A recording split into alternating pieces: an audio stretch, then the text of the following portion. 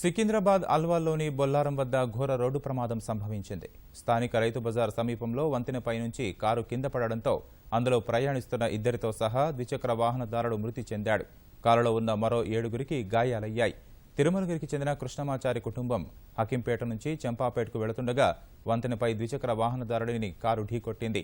ఈ క్రమంలో అదుపు తప్పిన కారు వంతెనపై నుంచి కింద పడింది.